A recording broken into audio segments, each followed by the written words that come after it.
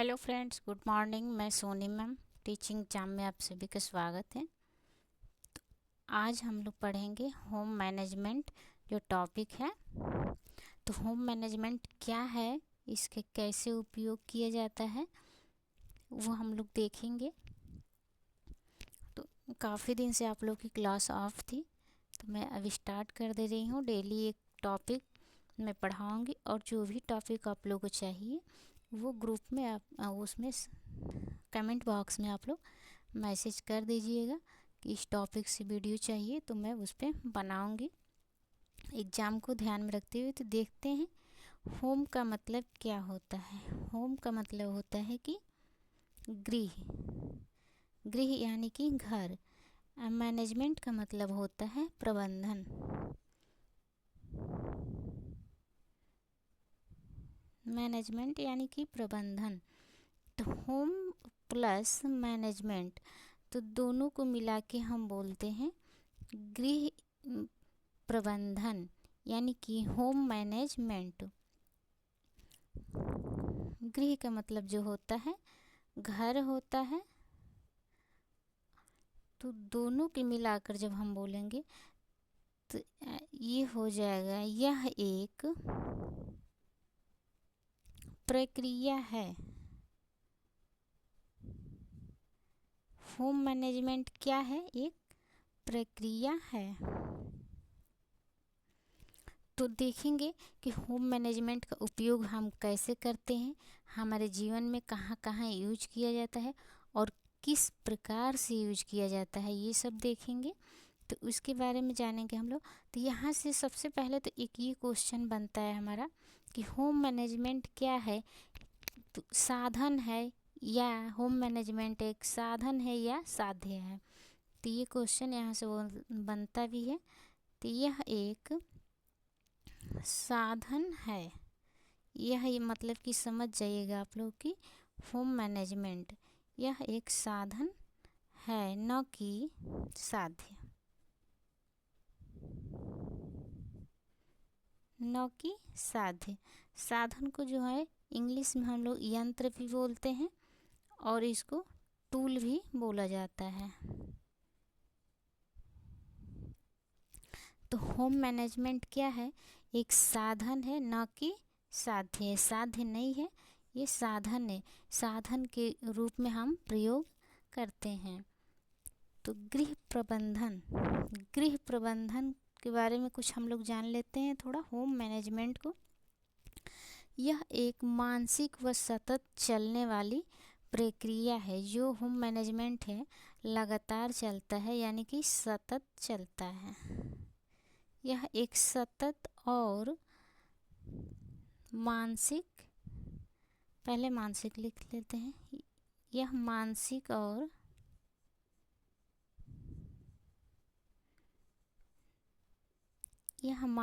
और सतत चलने वाली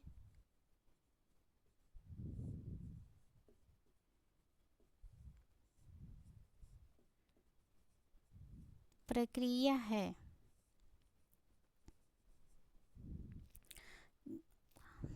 मैं ज़्यादा नहीं बताऊंगी विस्तार से, सिर्फ मेन टॉपिक इस टॉपिक से यही बताऊंगी कि कैसे कैसे क्वेश्चन बनता है। क्योंकि यहाँ थ्योरी समझ के हम नहीं आप लोग को पढ़ा रहे हैं, क्योंकि हमें बस यहाँ इतना जानना है कि कहाँ से क्वेश्चन बनता है और कैसे बनता है। तो बस मैं यही ध्यान में रख रही हूँ। तो होम मैनेजमेंट यानी कि गृह प्रबंधन एक सतत चलने वाली प्रक्रिया है। सतत यानी कि निरंतर, लगातार, जो भी आप बोल सकते हैं, जिससे गृहिणी कम से कम संसाधनों का, जिससे गृहिणी यानी कि जो घर में काम करने वाली महिलाएं होती हैं, घर को संभालने का काम कौन करता है? गृहिणी ही करती है। तो गृहिणी कम से कम जो होता है कि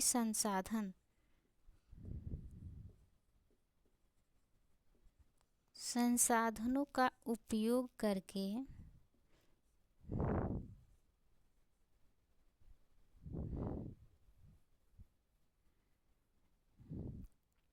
संसाधनों का उपयोग करके क्या करती है, उपयोग करते हुए अपने उद्देश्य को यानी कि लक्ष्य को प्राप्त करती है। आप लोग इतना ध्यान दे लेंगे, समझ लीजिएगा।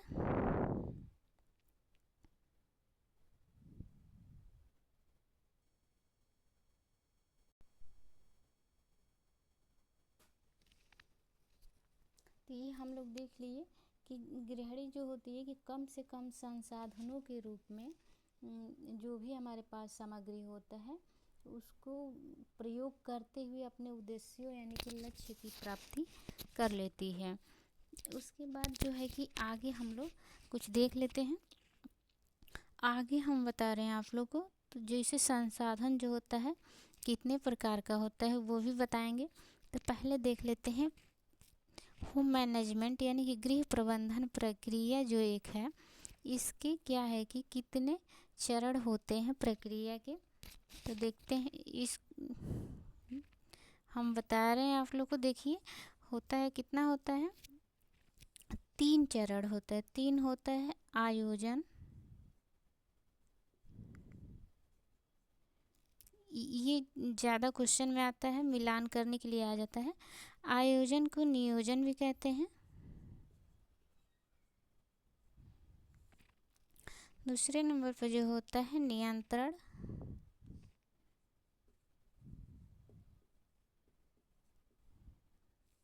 किसी किसी बुक में 4 दिया है, किसी किसी बुक में 3 भी दिया है। और थर्ड नंबर पे जो होता है मूल्यांकन होता है।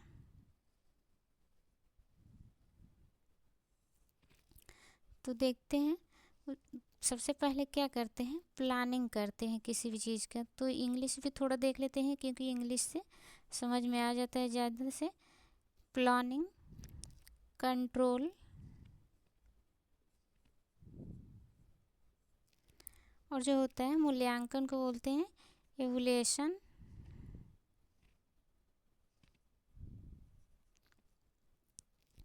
तो इतना आप लोग को समझ में आ गया होगा। तो प्लानिंग यानी कि जैसे मान लीजिए कि हमें कोई कार्य करना है, तो कोई कार्य यहाँ से ले लीजिए, गृहिणी को मान लीजिए कि अपना 1 हफ्ते यानी कि मतलब 1 हफ्ता लीजिए, 1 मंथ का लीजिए। सबसे अच्छी प्लानिंग जो होती है 1 मंथ की मानी जाती है। तो 1 मंथ के लिए मान लीजिए कि उसे राशन के बारे में अपना लिस्ट बनाना है, तो सबसे पहले क्या करेगी, तो प्लानिंग करेगी। फिर प्लानिंग करने के बाद वो मान लीजिए प्लानिंग कर ले रही है, प्लानिंग करने के बाद वो कंट्रोल करेगी। कंट्रोल यानी कि उसको जो होता है कि कम ज़्यादा जो है उसको नियंत्रण करना होता है। तो कम हो जाए तो उसको बढ़ा दे, फिर अगर ज़्यादा हो जाए तो उसमें कम कर दे। तो फिर वो अपने संसाधन जो होती है सीमित संसाधन में वो कार्य को पूरा कर लेती है। प्लानिंग यानी कि उसका जो लक्ष्य होता है, उद्देश्य होता है, उसको वो प्राप्त कर लेती है।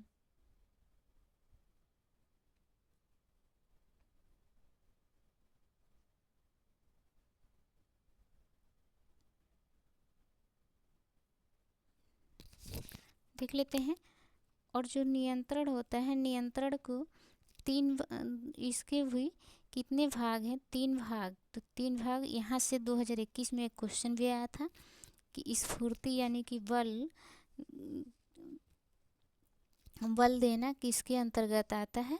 तो देखिए ये जो होता है बल देना, निरीक्षण करना,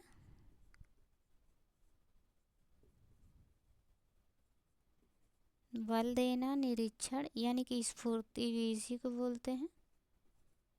कंफ्यूजन ना होइएगा आप लोग।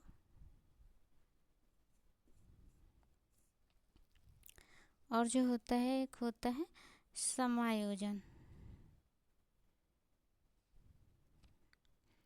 एक जो 3 नंबर होता है समायोजन।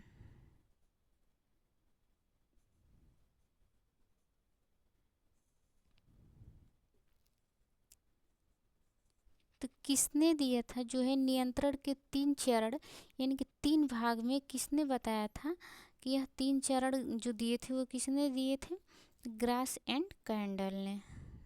तो ये भी देख लेते हैं।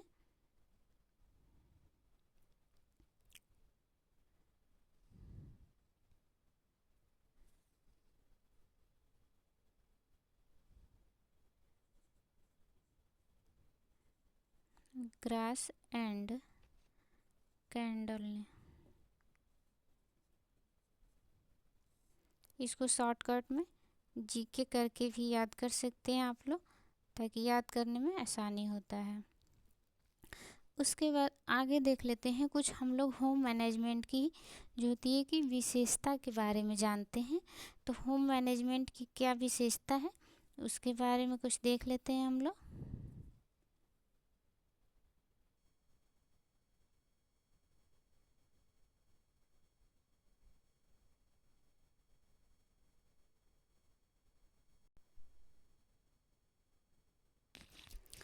होम मैनेजमेंट की विशेषता ये देखते हैं हम लोग।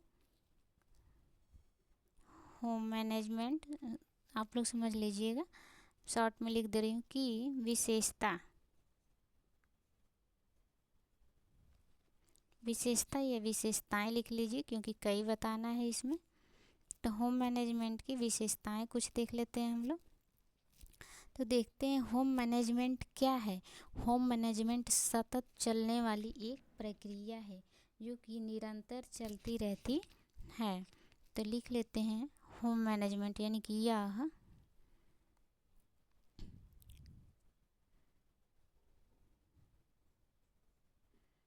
होम मैनेजमेंट, अब आप लोग समझिए इसे, यह एक क्या है, सतत चलने वाली प्रक्रिया है।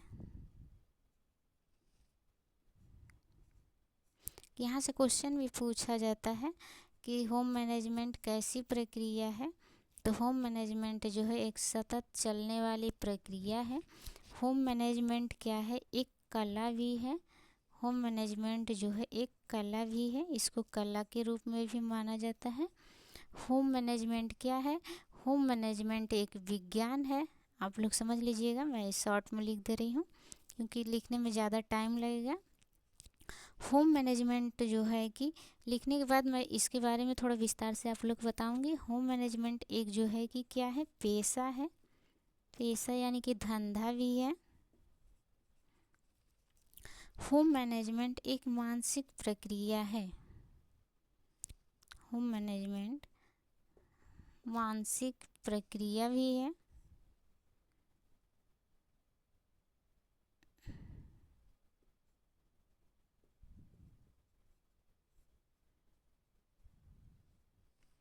होम मैनेजमेंट और क्या है इसके बारे में और जानते हैं।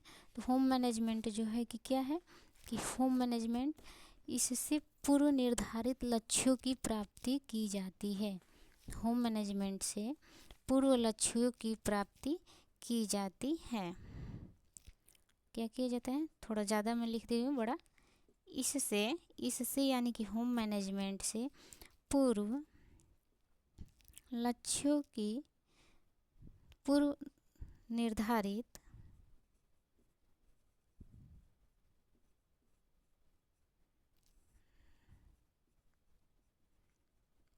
लक्ष्यों की प्राप्ति की जाती है।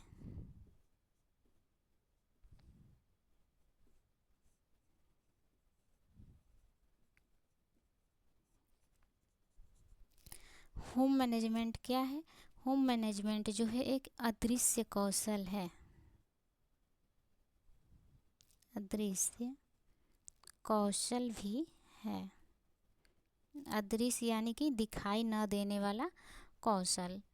होम मैनेजमेंट जो है ये क्या है, ये एक सार्वभौमिक प्रक्रिया है। सार्वभौमिक प्रक्रिया है। होम मैनेजमेंट ये क्या है कि एक विशिष्ट प्रक्रिया भी है। विशिष्ट प्रक्रिया भी है, तो इतना ध्यान देंगे। उसके बाद जो है कि आगे और है, इसकी विशेषताएं जो होती है और होती हैं, थोड़ा और देख लेते हैं। यह एक क्या है, बौद्धिक प्रक्रिया है।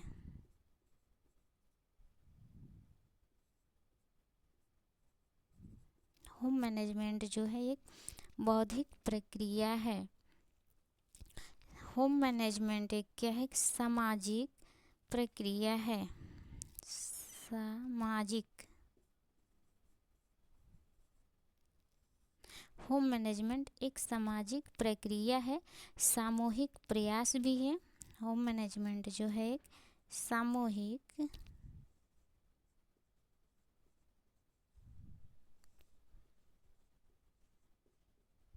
प्रयास है।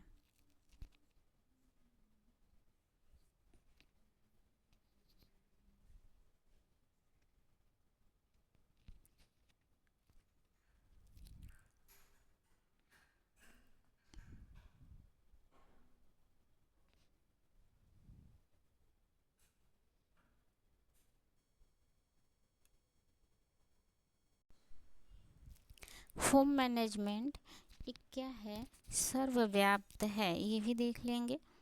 सर्वव्याप्त होम मैनेजमेंट एक सर्वव्याप है। होम मैनेजमेंट जो है कि एक निर्णयों की श्रृंखला है। होम मैनेजमेंट जो है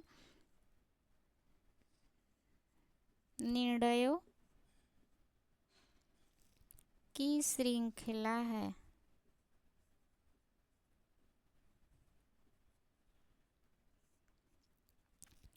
इतना हम लोग देख लिए आज की क्लास में, और इसके आगे मैं कल बताऊंगी कि होम मैनेजमेंट को किसने क्या कहा था और किसने क्या नाम दिया था, इसके बारे में कल देखेंगे।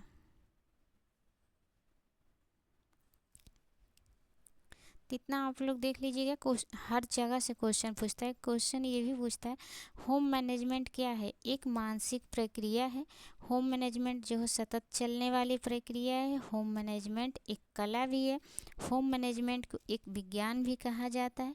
होम मैनेजमेंट जो है एक पेशा भी है। और होम मैनेजमेंट जो होता है ये पूर्व निर्धारित लक्ष्यों, यानी कि पहले से जो निर्धारित लक्ष्य होता है उसको प्राप्त करने के लिए भी होम मैनेजमेंट का प्रयोग किया जाता है, यूज किया जाता है। इसकी विशेषताएं हैं ये। तो होम मैनेजमेंट है कि जो कि सर्वव्यापी है, हर जगह होम मैनेजमेंट लागू किया जाता है। मैनेजमेंट यानी कि प्लानिंग की जाती है। और ये सामूहिक प्रयास है।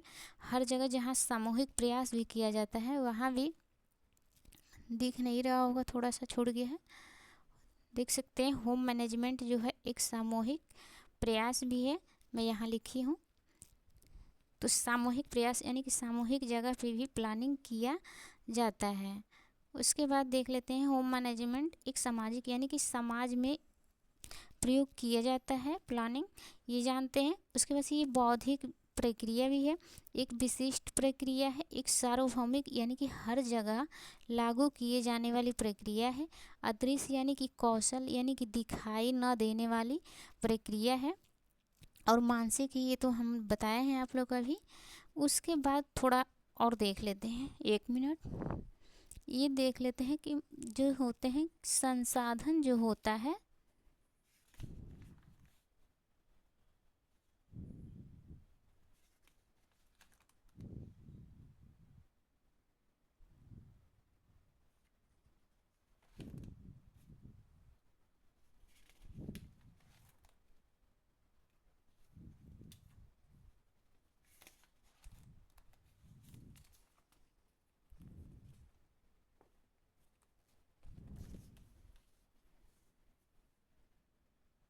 विशेषताएं देख ली। थोड़ा ये आप लोग को गुण बताते हैं होम मैनेजमेंट की, क्या क्या गुण होने चाहिए। जो मैनेजमेंट होता है, प्रबंधक के गुण देख लेते हैं थोड़ा। उसके बाद मैं क्लास ऑफ करूँगी। प्रबंधक के गुण देख लेते हैं कि जो प्रबंधक होता है मैनेजमेंट करने वाला, उसकी क्या क्या गुण होनी चाहिए ताकि वो अपने किसी भी कार्य को कर रहा है। जैसे मान लीजिए एक कोई संस्था ही चला रहा है, तो एक संस्था को चलाने के लिए इसकी बहुत सारे जो हैं होते हैं कि कर्मचारियों की ज़रूरत पड़ती है। जैसे मान लीजिए कि चपरासी रखते हैं, फिर कोई अगर संस्था चला रहे हैं, हम कोचिंग ही मान लीजिए कि चला रहे हैं, तो उसके लिए कोई एक चपरासी रखते हैं जो उसकी आता है तो साफ़ सफाई वगैरह करता है। तो ये भी गुण होना चाहिए प्रबंधक के अंदर कि हाँ कर्मचारी रखना है, कौन कौन से रखना है। फिर यहाँ टीचर भी रखेंगे, हर सब्जेक्ट का अलग अलग टीचर रखेंगे। उसके बाद जो है कि मैनेज करने के लिए फिर से जैसे मान लीजिए कि कंप्यूटर को देखने के लिए कि हाँ कैसे चल रहा है कैसे नहीं चल रहा है, सभी सिस्टम को चलाने के लिए, तो इसके लिए मतलब कि हम देखेंगे क्या क्या गुण होने चाहिए। आप लोग इतना है कि पढ़ चुके हैं थ्योरी, तो थोड़ा हमें बस ये देखना है एग्ज़ाम को देखते हुए कि हाँ सही है कि क्या क्या गुण होना चाहिए। ऑप्शन के अनुसार हम चूज कर सकते हैं। प्रबंधक के अंदर एक गुण ये होना चाहिए कि सबसे पहले कि सहनशीलता इसके अंदर होना चाहिए। कोई भी कार्य स्टार्ट कर रहा है तो उसे घबराना नहीं चाहिए, पहले सहनशीलता इसके अंदर होनी चाहिए। किसी भी कार्य को स्टार्ट करते हैं तो सहनशीलता रखनी चाहिए। ये नहीं घबरा नहीं जाना चाहिए कि हाँ तुरंत ही बेनिफिट हो जाएगा या तो नुकसान हो जाएगा, इसके बारे में नहीं सोचना चाहिए। तो सहनशीलता की गुण होना चाहिए। दूरदर्शिता होना चाहिए।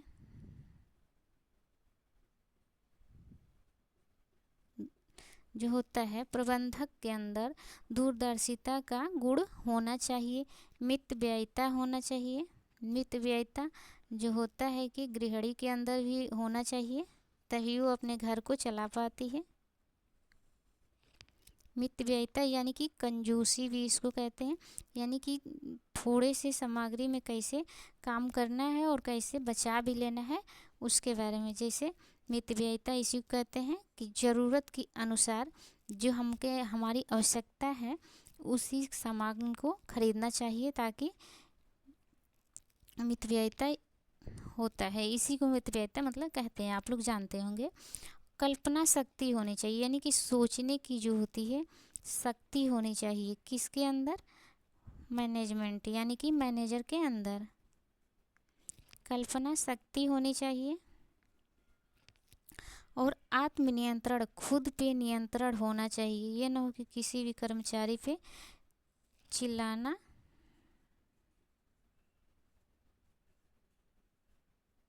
आत्मनियंत्रण का भी गुण होना चाहिए और कार्यकुशलता का भी गुण होना चाहिए।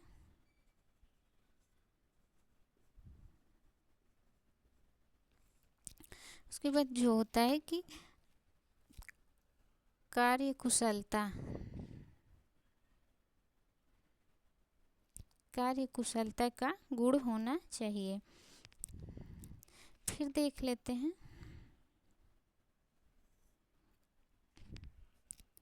नेतृत्व क्षमता। किसी भी कार्य को नेतृत्व करने की क्षमता होनी चाहिए।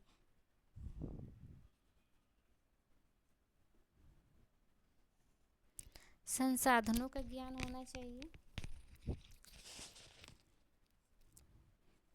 किस संसाधन से क्या क्या कर सकते हैं, सभी संसाधनों का मान लीजिए कि कोई कार्य करते हैं तो उसमें कौन कौन सा संसाधन होना चाहिए उसकी ज्ञान होनी चाहिए। और जो है समायोजन करने की क्षमता होनी चाहिए। समायोजन करने की क्षमता होनी चाहिए मैनेजमेंट के अंदर। समायोजन करने की क्षमता। थोड़ा और देख लेते हैं तो जो होता है कि मैनेजमेंट को क्या होना चाहिए, चतुर होना चाहिए। चतुर यानी कि चालाक, चालाक भी लिख सकते हैं। चतुर यानी चालाक होनी चाहिए कि अपने, जैसे कि मान लीजिए कोई काम कर रहा है कोई आपके यहाँ कर्मचारी, तो उसको आप थोड़ा उसकी सैलरी अगर बढ़ा देते हैं तो वो और अच्छा काम करता है, तो जिससे आपकी इसमें चतुराई ही दिखाया जाता है कि आप चतुर हैं। यानी कि आप सैलरी बढ़ा के उससे अपना काम जो है कि ज़्यादा से ज़्यादा करा पा रहे हैं, इसका भी ज्ञान यानी कि गुण होना चाहिए। बुद्धिमान होना चाहिए। बुद्धिमान होना चाहिए, बुद्धिमत्ता का ज्ञान होना चाहिए और विवेकपूर्ण होना चाहिए, विवेक से काम लेने वाला होना चाहिए, विवेकपूर्ण।